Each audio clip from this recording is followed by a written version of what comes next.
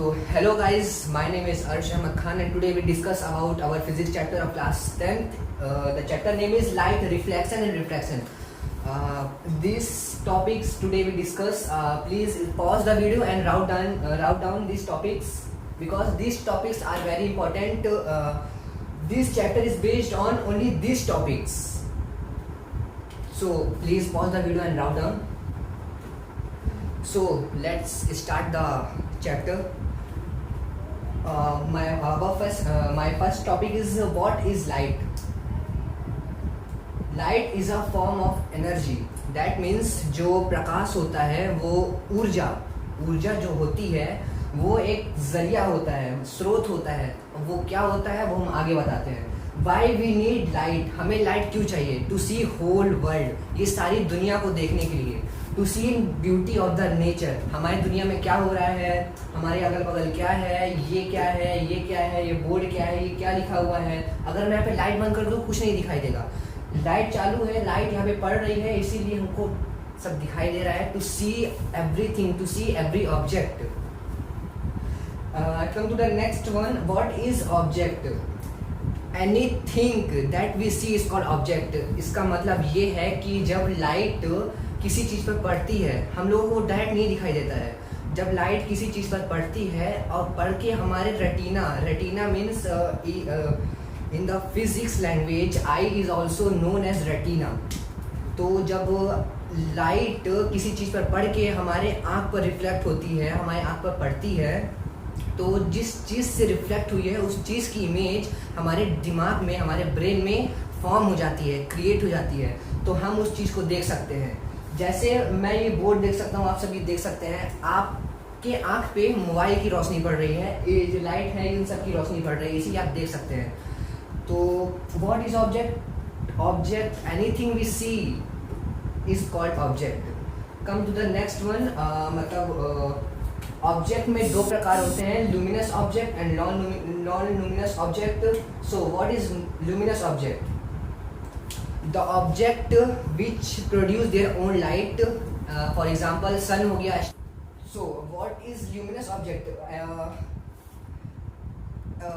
Any object which produce their own light is called luminous object. That means for example sun, उसके पास खुद की रोशनी है, star हो गया है, ये बल्ब हो गया है, LED TV, your mobile phone is also produce their own light.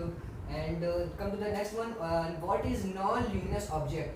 Non-luminous object that, तो non-luminous object ये होता है जो अपनी लाइट खुद से प्रोड्यूस नहीं कर पाता, मतलब उसके पास खुद की लाइट होती नहीं है. दैट फॉर एग्जांपल अर्थ हो गया है, ये बोर्ड हो गया है, मैं हो गया हूँ, आप हो गए हैं, आपका फ़ोन कवर हो गया है, ये मार्कर हो गया है. इनके पास किसी के पास लाइट है नहीं. तो नॉन-लुमिनस ऑब्जेक्ट आप सबको समझ में आ गया है. आगे बढ़ते हैं. What is nature of light? तो नेचर ऑफ लाइट मतलब किस प्रकार की लाइट, मतलब लाइट का क्या नेचर होता है.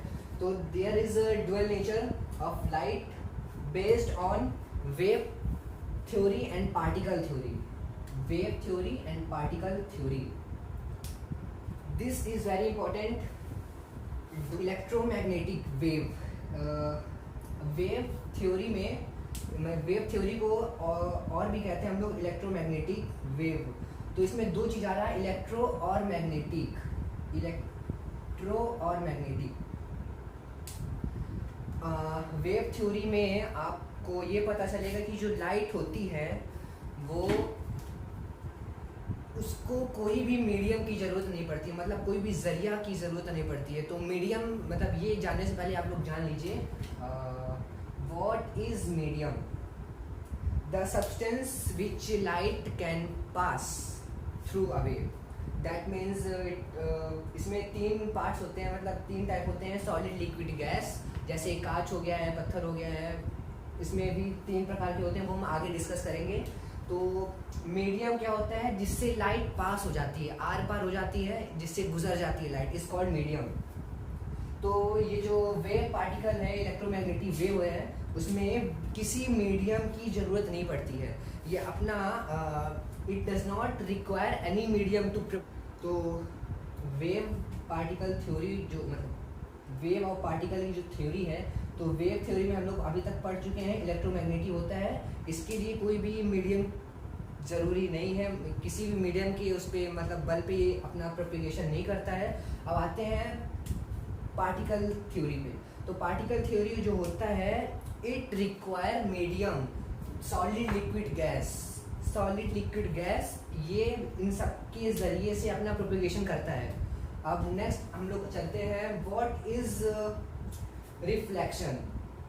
हम लोग अभी पढ़ चुके हैं वेव थ्योरी, पार्टिकल थ्योरी, और आप पार्टिकल थ्योरी में एक और बात याद रखें, जो लाइट होती है, light is always travel in straight path. जो लाइट होती है वो हमेशा सीधे मूव करती है। अब हम आते हैं नेक्स्ट वन पे, what is reflection.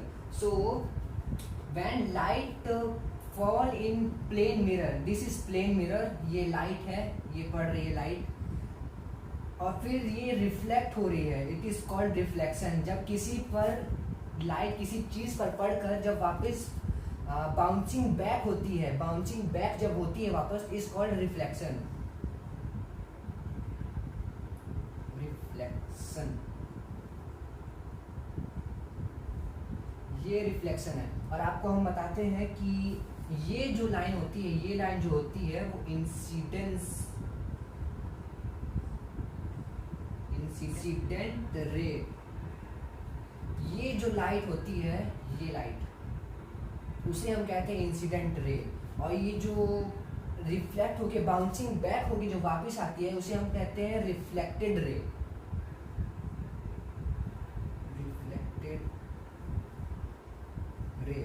Reflected ray. और इन दोनों के बीच में गाइस आप लोग याद रखिए और जानिए कि एक सिंपल नॉर्मल लाइन पास होती है इन दोनों के बीच पे, और हमेशा ये 90 डिग्री एंगल बनाती है, 90 डिग्री, ये नॉर्मल कहलाता है। बड़े बड़े एग्जाम में पूछ लिया जाता है कि कितनी लाइन होती है, तो लोग बोलते हैं इंसिडेंट रे होता है, रिफ्लेक्टेड रे होता है, और नॉर्मल रे होता है या फिर लाइन होता है। लेकिन गाइज अगर आपने नॉर्मल के साथ रे या लाइन लगा दिया तो वो आपका पूरा आंसर गलत हो गया, आपको फेल कर दिया जाएगा। It is only known as normal. Incident ray, reflected ray, इनको रे बोलते हैं, नॉर्मल को रे नहीं बोल सकते। अगर रे बोल देंगे तो पूरा ही जितनी आपकी थ्योरी सब गलत हो जाएगा, केवल नॉर्मल ही बोलेंगे। तो come to the next one. तो इंसिडेंट, नॉर्मल और रिफ्लेक्टेड हो गया है। और ये जो पूरा ये डायग्राम है, ये हम लोगों का प्लेन मिरर है, प्लेन मिरर, जिसमें आप सुबह सुबह उठकर अपना थोबड़ा देखते हैं, चेहरा देखते हैं, उसी को प्लेन मिरर कहते हैं, जिसमें हम लोगों का चेहरा दिखाई दे। ये प्लेन मिरर इसलिए है क्योंकि इसकी बैक साइड पे क्लोटिंग की जाती है, तो सिल्वर की होगी या तो आयरन की होगी या ब्रॉन्ज की होगी, किसी भी चीज़ की क्लोटिंग की जाती है। अगर क्लोटिंग नहीं होगा तो हम लोग अपना चेहरा नहीं देख पाएंगे। कुछ लोग मेकअप करते हैं सुबह उठ के, कुछ लोग कुछ भी कर लेते हैं, कुछ लोग प्रैक्टिस करते हैं इंग्लिश स्पोकन की, दिस इज़ वेरी गुड। तो ये जो क्लोटिंग की जाती है वो इसीलिए की जाती है ताकि हम अपने आप को देख सकें, जो इमेज है वो आर पार ना हो। क्लोटिंग की जाती है इसीलिए जो रे होती है वो ब्लैक वगैरह बैक हो जाती है, ये सब होता है। तो हम आगे चलते हैं और बताते हैं आपको लॉ ऑफ रिफ्लेक्शन। तो so guys what is laws of reflection, कि इंसिडेंट रे यहाँ गया, फिर रिफ्लेक्टेड रे यहाँ से निकल के आ रहा है, ऐसा नहीं होता है। All lines are line same plane. और दूसरा लॉ ये है कि angle of angle of incidence always equal to angle of reflection. So second law हमारा कहता है कि angle of incidence is always equal to angle of reflection. तो हम इंसिडेंट रे को नॉर्मली आई से डोनेट मतलब इंडिकेट करते हैं, और रिफ्लेक्टेड रे को हम नॉर्मली आर से डोनेट करते हैं, क्या बोलते हैं, मेरी इंग्लिश ज़रा थोड़ी वीक है तो प्लीज़ डोंट माइंड। तो हम इसको दिखाते हैं, दर्शाते हैं आर से। और normal is always be normal, उस पर ना रे लगाएंगे आप, कुछ ना लगाएंगे। अगर रे लगा दिए तो सामने वाला गुस्सा आ जाएगा, बोलेगा भाई गाली दे रहा है, रे बोल रहा है, रे भाई ऐसा नहीं होता। रे मतलब रे, अगर आप रे अगर मतलब बोल दिए तो आपके पूरा ख़त्म, मतलब किससे ही ख़त्म, आप क्या लाइफ ही बर्बाद है भाई आपकी। तो आगे बढ़ते हैं। ये हो गया है। सेम प्लेन पर लाई कर रहा है ये तीनों चीज़, और एंगल ये जो इंसिडेंट रे और नॉर्मल के बीच में बनता है उसको हम कहते हैं एंगल ऑफ इंसिडेंस। ये चीज़ जो है, ये नॉर्मल और इंसिडेंट रे के बीच में जो एंगल बन रहा है उसको कहते हैं एंगल ऑफ इंसिडेंस। और नॉर्मल और रिफ्लेक्टेड रे के बीच में जो एंगल बन रहा है, नॉर्मल और रिफ्लेक्टेड रे के बीच में जो बन रहा है उस एंगल को हम कहते हैं रिफ्लेक्टेड रे। तो इसमें लिखा हुआ है सेकंड लॉ में, angle of incident ray is, मतलब angle of incident is always equal to angle of reflected. So guys आप सबने पढ़ लिया है लॉज ऑफ रिफ्लेक्शन। तो उसमें दो लॉज होते हैं, जिसमें पहला लॉ ये कहता है कि all line lie in same plane, सारी लाइन एक ही पॉइंट पर लाई करती है। ऐसा नहीं है कि जो मैं बता चुका हूँ क्या होता है एंगल ऑफ, दूसरा लॉ ये कहता है कि angle of incident is always equal to angle of reflected. ये angle incident angle is always equal to reflected angle, ये एंगल इस एंगल के हमेशा बराबर होगा। तो गाइज मैं आपको बार बार कह रहा हूँ, नॉर्मल को कभी रे मत कहना, नॉर्मल रे मत कहना, वरना आपका जो थ्योरी है सब खराब हो जाएगा, आपको लोग बेकार समझने लगेंगे, आपको पढ़ने का कोई मतलब नहीं है। पढ़ा रहा हूँ मैं इसलिए पढ़ लीजिए। इससे थोड़ा पहले मैंने जो टॉपिक था तो मैंने आपको बताया था कि यहाँ पे पॉलिश की जाती है, तो मैंने गलती से आपको बता दिया था क्लोटिंग की जाती है। Because I am the science student, I am preparing for NEET, that's I am telling clothing, हमेशा वही पढ़ता रहता हूँ, इसीलिए टाइम निकाल के आपको आज फिजिक्स पढ़ाने आया हूँ। लेकिन कोई बात नहीं, डोंट माइंड फ्रेंड्स। बट ये जो है ये पॉलिश की जाती है, सिल्वर पॉलिश की जाती है या फिर ब्रॉन्ज या किसी भी चीज़ की पॉलिश नहीं कर सकते हैं। 3-4 ही चीज़ होती है, सिल्वर हो गया, ब्रॉन्ज हो गया, आयरन हो गया है, इस टाइप की चीज़ की पॉलिश की जाती है सेम मतलब प्लेन मिरर पर। अब हम नेक्स्ट टॉपिक पे आते हैं। हमारा नेक्स्ट टॉपिक आपको बताने का ये रहेगा कि लाइट की स्पीड क्या होती है, कितनी स्पीड पर ट्रैवल करता है। तो चलिए अब बता। सो गाइज अब नेक्स्ट टॉपिक इज कि स्पीड ऑफ लाइट कितना होता है। मैं जिस रूम में हूँ उस रूम में क्या है कि एसी थोड़ा लो है, पसीना ज़्यादा आ रहा है मेरे को, इसीलिए अगर आपको कोई दिक्कत हो तो प्लीज़ सॉरी। हाँ तो हम मार्कर भी देखिए मेरे हाथ से स्लिप कर रहा है। स्पीड ऑफ लाइट क्या होती है? स्पीड ऑफ लाइट होती है, ये आप नोट करना चाहते हो कर सकते हैं, कर ही लीजिए और याद कर लीजिए। इस मतलब लाइट इतने गति से ट्रैवल करती है 3 × 10⁸ मीटर पर सेकेंड, इतना स्पीड होता है लाइट का जो इतनी गति से ट्रैवल करती है। और गाइस आप लोग एक बात और याद रखिएगा, light is always travelling straight path, हमेशा लाइट सीधे ही ट्रैवल करेगी। अब चाहे वो इंसिडेंट रे हो या फिर रिफ्लेक्टेड रे हो, अगर वो प्लेन मिरर से रिफ्लेक्ट होके आ रही है तब भी वो सीधी ही रहेगी। ऐसा नहीं है कि इंसिडेंट होने के बाद वो ऐसे जिगजैग करके आ रही है, ऐसा नहीं होता है। सांप बन गई ऐसे चल रही है काटने के लिए, ऐसा नहीं होता है। इंसिडेंट रे सीधी जाएगी और फिर रिफ्लेक्टेड रे भी सीधी ही आएगी। तो हम चलते हैं टाइप्स ऑफ रिफ्लेक्शन में। So guys our next topic is types of reflection। types of reflection में दो चीज़ आता है, regular and irregular। regular irregular based है दो चीज़ों पे, smooth surface and rough surface। इन सबको मैं अच्छे से क्लियर कर दूंगा आपको डायग्राम बता के, पहले आप इन सब के बारे में अच्छे से जान लीजिए। तो टाइप्स ऑफ रिफ्लेक्शन में दो टाइप होते हैं, रेगुलर और इरेगुलर होते हैं, तो उसको हम अच्छे से क्लियर करते हैं डायग्राम बना के। तो चलिए दोस्तों आगे बढ़ते हैं। सो गाइज जो रेगुलर रिफ्लेक्शन होता है वो हमेशा स्मूथ सरफेस पर ही बनेगा, आप ये पॉइंट नोट कर लीजिए। रेगुलर रिफ्लेक्शन जो होता है is always make in smooth surface. जो हम लोगों का कांच होता है, आईना होता है जिसपे हम लोग कभी भी अपना चेहरा देख सकते हैं, वो स्मूथ सरफेस है। जो मैं ये बोर्ड पढ़ा रहा हूँ वो आप ये मत सोचिएगा ये स्मूथ सरफेस है, वो मैं आगे बताऊँगा ये कौन सा सरफेस है डीपली में जाकर। तो हम बताते हैं स्मूथ सरफेस में। रेगुलर रिफ्लेक्शन में क्या होता है, टाइप्स ऑफ रिफ्लेक्शन में ये बात हो रही है कि इसमें जो एक टॉपिक है रेगुलर रिफ्लेक्शन। तो रेगुलर रिफ्लेक्शन में बीम ऑफ रेज मतलब group of rays is called beam. तो जब beam of rays plane mirror पर मतलब स्मूथ सरफेस पे आती है, फॉल होती है, पड़ती है और उसी प्लेन पैरेलल वे में वापस बाउंसिंग बैक हो जाती है, रिफ्लेक्ट हो जाती है। ये देखिए पैरेलल आई है और पैरेलल वापस चली गई है।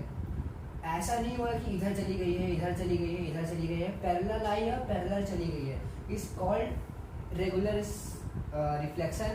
It is always in smooth surface. मेरी इंग्लिश थोड़ी वीक है क्योंकि इसीलिए देखिए समझ लीजिएगा। तो चलते हैं इरेगुलर सरफेस पे। सो गाइज अब बताता हूँ मैं आपको कि इरेगुलर रिफ्लेक्शन क्या होता है। इरेगुलर रिफ्लेक्शन हमेशा क्रिएट होगा रफ सरफेस पे। तो मैं बताने वाला था आपको कि ये जो हम लोगों का बोर्ड है वो रफ सरफेस है या नहीं, स्मूथ सरफेस है कि रफ सरफेस है। ये जो है आप लोगों को अपनी शैडो दिख रही होगी। ये देखिए मेरा हाथ दिख रहा है क्या नहीं, बोर्ड पे दिख रहा है, नहीं दिख रहा होगा। तो इसका मतलब ये नहीं कि स्मूथ सरफेस है, ये रफ सरफेस है। इस पे अगर रे पड़ रही है तो बाउंस होकर इधर जा रही है, इधर जा रही है। देखिए डायग्राम पर देखिए, ये जो सरफेस है ये रफ सरफेस है, ये जिगजैग हो रहा है, रफ सरफेस है। इस पे बीम आ रही है, पैरेलल आ रही है, एकदम सीधी सीधी आ रही है, लेकिन रिफ्लेक्ट होकर कोई इधर चली जा रही है, कोई इधर चली जा रही है, कोई इधर चली जा रही है, कोई इधर चली जा रही है। जहाँ जिसका मन है वहाँ चली जा रही है। तो ये इरेगुलर रिफ्लेक्शन कहलाता है।